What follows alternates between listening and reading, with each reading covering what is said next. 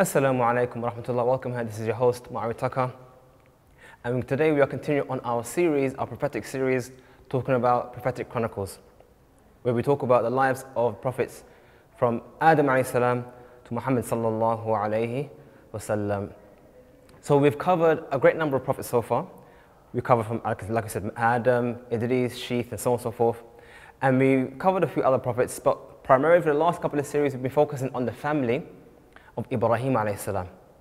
And subhanAllah, if you analyze and contemplate on this one family, so much great lessons can be taken, a great story has been told, and it has formed the foundation for Al-Islam with Ibrahim alayhi salam.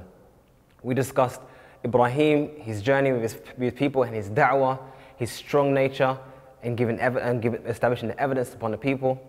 And also we spoke about his migration from where it was in Iraq all the way to, and eventually you could say his residence in what's known today as Palestine.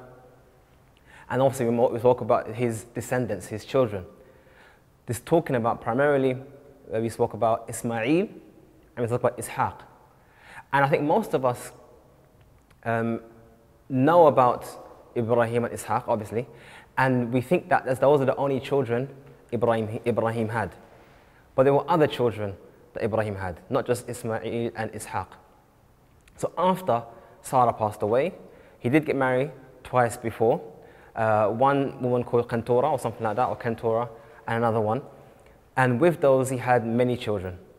So with the first one he married, Qantura, he had 6 children, or 6 sons, you could say. And one of them, actually, was called Madian.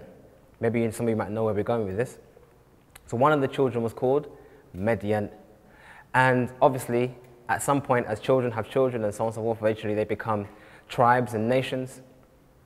And eventually, Madian, you could say the people of Madian settled in an area, if you can imagine, north of Saudi Arabia, where you could say near or south, you could say of where the Dead Sea is, so a bit near Jordan or the south of what's known as today as Palestine. So in that area there's the people called Madian.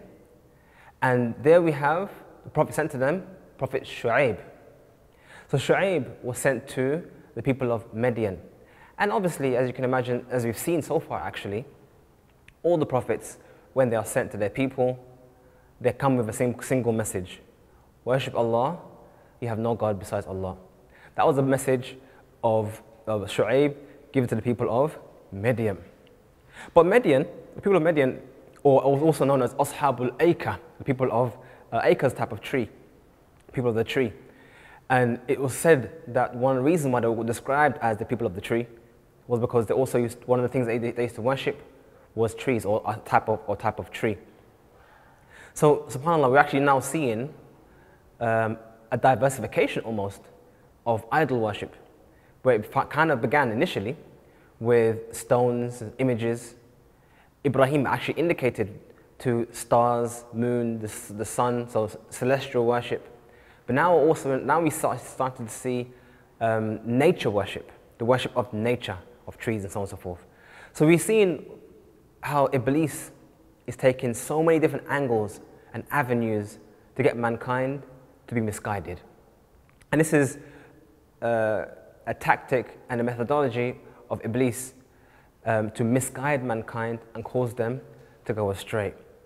But as we've seen with Prophet Lut alayhi salam, who was sent to the people of Sodom, that sometimes people not only commit shirk or commit idolatry, maybe they have other issues or other crimes that they need to be corrected on.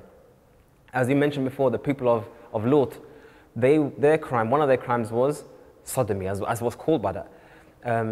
As well as they used to be hire robbers and other stuff. But what was specific about Lut is that Lut even said to them, this is a crime that no one else before you has committed.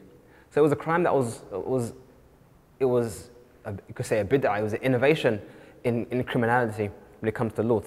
But they had their different crimes. But with Shoaib, subhanAllah, who has been mentioned, the ulama mentioned that Shoaib has been called the eloquent khatib of the Anbiya, because he was extremely eloquent in his speech and his delivery. He mentioned, فَأَوْفُوا الْكَيْلِ وَالْمِيزَانِ, and fulfill the kale and the mizan.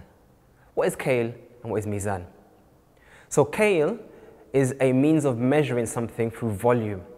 I'm not sure if anyone remembers, but when I was young, I remember being sent to the shop to buy some rice. And sometimes they'll say how many scoops of rice. So they'll have a cup or a scoop, and you'd scoop in there, and you say, I want 1, I want 2, I want 3. So they'll measure how much rice to sell, you could say, through volume, not through weight. And obviously mizan is through weight. Now these days, most things are sold through weight, but there are some things that are sold in kale. One of those things is oil. Oil is sold by barrel. So that's a volume amount of oil that's been sold, and we don't care about the weight of the oil. So he said, Awful kale wal mizan, and fulfill the kale and the mizan. Meaning, that one of the things that Shoaib was known for and were proficient in is cheating in the marketplace. So rather than selling something and being honest in their sale, if I say I'm going to sell you 1 gram of so-and-so, or 1 cup of wheat, or 1 handful, 1 sa' or mud of dates, they would cheat in that. Either, in this first part it says, Awful kayl wal mizan, i.e. they would distort the weight. So rather than having the actual weight, which is correct, they will corrupt that weight. So therefore it looks as though you're getting the right amount, but you're not getting the right amount. And don't be deficient in what you give the people. Meaning that you've promised to give something, but you've given less than that. So they think they're getting what's more, but giving less than that. So there is a subtle difference between the two. The first one is talking specifically in terms of distorting the means of measurement in trade. The other one is not giving the full amount. And an example of that, we see of that, is in the ayah, وَيْلٌ لِلْمُطَفِّفِينَ, woe to the mutaffifin. And mutaffif is basically when they give their kale, they give less than what they're supposed to give. So sometimes, or not sometimes, all the times, when we look at these things, we have to internalize these messages, see how they are relevant to us. So this day and age, maybe we don't have a stall or market, so we don't sell things. So what does it mean how can that really be applicable to me? So here's an example. If you've contracted someone to do business for you, and rather than give them their full wage, you've given them less than their full wage. You've cheated them in what their full wage is and what you're giving them. Or the flip side, someone's contracted you to work from 9 to 5. So you come in at 9:30 and you leave at 4:30. So they're paying you their full amount, but you're not giving them the full value of their worth, of what you've contracted to do. So it goes both ways, both in either how much you pay, so you're not paying them the full amount, or how much you deliver. You're not delivering the full value that they're paid for. But what's important here is that this was actually mentioned alongside shirk. One of the reasons Shoaib was sent to them, and the leading messages to them that led to their destruction if they didn't listen, was cheating in the marketplace. The marketplace is a special place. It's where commerce comes to play. It's where people come together and exchange wants and needs. And effectively, it is the bedrock. It is the foundation of civilization. How do we work together as a collective, unless we do so fairly? And also, it was mentioned, subhanAllah, as one of the things that they used to do, just like Lut and the people that Lut was sent to, I should say. They also used to rob people in the deserts, or used to engage in highway robbing. Also, they used to engage in trying to encourage people not to listen to Shoaib, because interestingly enough, it was said that Shoaib was blind. Subhanallah, we see that even a prophet can be blind. So the prophet Shoaib was blind. So they used to tell people, don't listen to Shoaib. They used to stop people in the pathway and prevent them from listening to the message of Shoaib. But another one, listen carefully to another one of their crimes that Madian engaged in, and it was duty, as in taxes. People used to come in, and when they used to bring in their trade, is to charge them what's called ushur, or charge them a duty tax, i.e. another example of, you could say, financial corruption. So you can see here that as well as engaging in the worship of nature or trees or idols, they used to be extremely corrupt in their financial dealings. This is why I'm spending a lot of time here highlighting this point, because it's very important in this day and age to recognize that as Muslims, we need to be the signposts for what is good dealings and good financial interactions. We have to recognize that people became Muslim across the world, in different countries like Indonesia, Malaysia, and East Asia, across the world, purely because of how fair and good Muslims were in their trade. Islam traveled farther and more profoundly through the trade of Muslim traders than through Muslim swords. This is purely because in trade, listen carefully, in your financial interactions with other people, it reveals who you really are. You don't reveal it just by waving a sword and saying, yeah, I'm gonna take over a land. You reveal it by demonstrating how fair can you be in giving and in taking. And Shoaib was an example, these people were an example of exactly that. So they didn't listen. As you can see from people, they tend to refuse and listen to the message of the Anbiya. But Shoaib tried his best to bring them back to Islam. And subhanAllah, some of the people of Madian listened to Shoaib. Some of the people of Madian listened to listened to the message of Shoaib.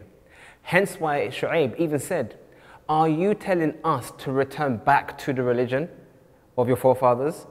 Now, the ulama say that he used, the word here was used, us. But Shoaib was never a mushrik. Listen carefully, everyone. No matter what anyone tells you, none of the Anbiya, none of the prophets ever engaged in shirk. That's why they were chosen, because they were righteous. They were good people from the start.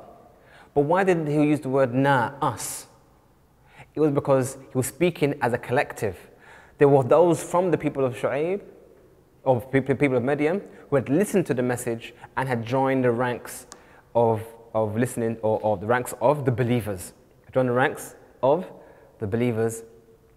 So they didn't listen. They said, are you going to let us come back? Are you trying to force us to come back to our religion? And why did Shoaib say that? Because they threatened him. If you don't listen to what we're saying, if you don't return back to, or you don't worship our gods, we will kick you out of our lands. SubhanAllah. How often do we see the same reaction? It seems to be a pattern from the beginning of time. Every time the truth comes to someone and they are unable to answer the truth, what do they resort to? Violence. So they resorted to violence. They tried to say to Shoaib, if you don't listen, we'll kick you out of Madian. But Shoaib, so why should we be kicked out of our homes just because we say worship Allah alone? So you can see here, subhanAllah, rather than taking the easy path of just leaving them, Shoaib persisted and gave extra effort to their guidance. And this is what we see with all the Anbiya. They give a lot of time and effort for your guidance, for your benefit. This is the methodology and the way of the Anbiya. However, they persisted and they came up with other arguments. Some of them even said, if we follow you, we will be led to loss. We'll be from the, as Allah mentioned in the Quran, we will be from the khasirin. And subhanAllah, if you look at the wordings, this is one of the beauties of the Quran. It's not only what is said, it's how it's said. They said, we'll be from the khasirin. Khusran refers to financial loss. So if you look at them, they're still thinking in terms of finances, because they are essentially financial criminals. They are, or they were, I should say, financial criminals, and their minds was fully focused on how can they take the rights of others through their finances. The people of Lut, their crime was a crime of shahwa, of desires. They had desires for men. Whereas Shoaib, the Madian, their crime was a financial one.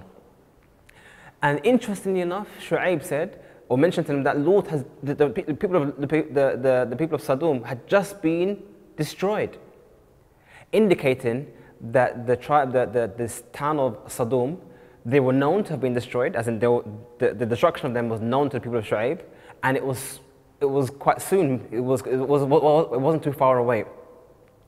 Anyway, so they persisted on that, and then he told them, okay, fair enough, we're going to go. We're going to leave. And he instructed, or he told them that him and those who are with him are going to leave the town, and the punishment was going to come upon you. So when the believers had left, it was said that, as Allah said, فَأَخَذَتْهُمُ الرَّجْفَةُ, a rajfa, or an earthquake, came and took them. But what was the details of that? It was said, one of the narrations of Ibn Abbas said that a doorway to hellfire was opened up, and the heat of the hellfire was brought into Madian, and they tried to escape. And wherever they went to try to escape, it even got hotter.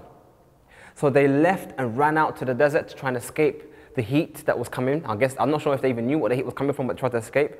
They found shelter over a kind of cloud that gave them some kind of shelter, and they felt, we found respite, we found a way out of this difficulty. And at that moment, there were incinerated, fire came from the heavens and incinerated them, and one narration mentioned they were reduced to like ash. And at that moment, their destruction was completed and concluded with an earthquake that got rid of all remnants of them, up until nothing else was remaining of them. And at that point, Shoaib turned his direction towards the city or the tribe of Midian, and said, how can I have come and I've delivered the message of Islam, but how can I be upset from those who don't listen? And this is a very important way to conclude the story.